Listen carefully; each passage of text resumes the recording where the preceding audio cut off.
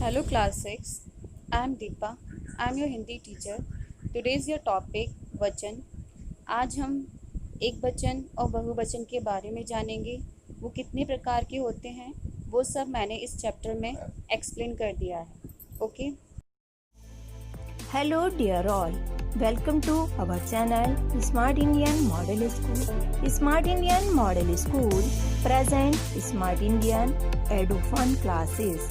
EduFun online classes includes course studies of playgroup to class 12, emotional and communication skills, happiness classes and DIY activities. Hello class 6 बच्चों. आज आपका chapter है 15 जिसका नाम है वचन. ठीक है, आज हम वचन पढ़ेंगे. वचन देखिए, अब मैं पढ़कर बता रही हूँ, पिक्चर के अकॉर्डिंग आपको समझना पड़ेगा.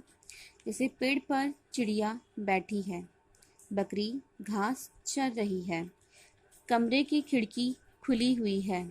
अब इधर उसका वचन बदलेगा. पेड़ पर चिड़ियाएँ बैठी हैं, बकरियां घास चर रही हैं, कमरे की खिड़कियां खुली हैं. जो आपके कलर्स वाले आपको जो वर्ड्स दिख रहे हैं, देखो इनका वचन जो है हमारा बदल चुका है नीचे वाले सेंटेंस में. ठीक है, अब इसमें है शब्दों के जिस रूप से उसके एक या अनेक होने का बोध होता है उसे हम वचन कहते हैं. ठीक है, वचन के भेद. वचन हिंदी में वचन दो प्रकार के होते हैं, एक वचन और बहुवचन. यहाँ देखो एक वचन और ये बहुवचन. उसके बाद हमारा है लड़की पतंग उड़ा रही है, सौरभ पुस्तक पढ़ रहा है, दर्जी कुर्ता सिल रहा है. ये एक वचन है. ठीक है, अब इसमें इसकी डेफिनेशन है शब्द के जिस रूप में एक वस्तु पदार्थ या व्यक्ति का बोध होता है, यानी कि सिर्फ एक चीज का पता चलता है, उसे एक वचन कहते हैं. अब दूसरा है हमारा, पिक्चर्स में देखो लड़कियां हैं, पुस्तकें हैं और कुर्ते हैं. यहाँ पे कुर्ता और यहाँ कुर्ते. सिल चुका है. ठीक है, तो इसमें अब डेफिनेशन है हमारी शब्द के जिस रूप से एक से अधिक वस्तु पदार्थ या व्यक्तियों का बोध होता है उसे बहुवचन कहते हैं. अब इसमें बहुवचन हमारे और भी दे रखे हैं, जैसे स्त्रियां, कुर्सियां, आंखें, चूहे, पुस्तकें, किताबें. ये सारे हमारे बहुवचन हैं. अब वचन की पहचान. तो वचन की पहचान दो प्रकार से होती है, संज्ञा या सर्वनाम. अब लड़की हंस रही है, एक वचन. लड़कियां हंस रही हैं, बहुवचन. ये तो हम भी पहचानेंगे ना. अब संज्ञा सर्वनाम से हमें पता चल गया. अब आते हैं हम क्रिया. क्रिया मतलब जो कार्य कर रहा होता है. ठीक है, अब इसमें है किसान खेत जोत रहा है, तो एक वचन. अब आएगा किसान खेत जोत रहे हैं, तो यहाँ आ गया बहुवचन.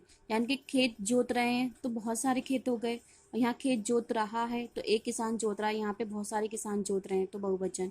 अब मोर नाच रहा है, एक वचन.